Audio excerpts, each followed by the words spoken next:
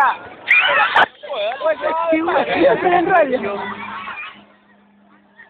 Oye, a Javier le hicieron una movida así en Colchancay, ¿no?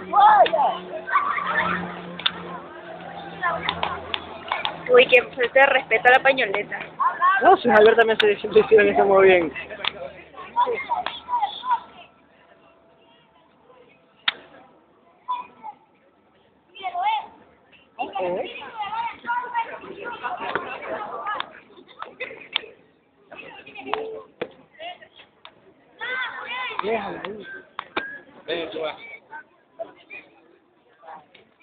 Ok, un fuerte aplauso entonces, ya se prendió la fogata, muy bien, vamos.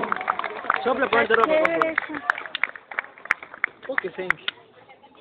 Sí, está chévere eso. Mira, ve un silbador. Flor de lis. Un volcán. Este va del pavo. Este va del pavo,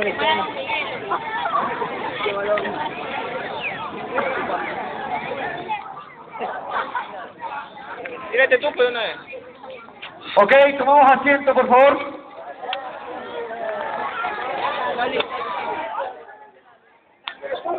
Ok, tenemos la participación del grupo 7 con un sketch. Ok.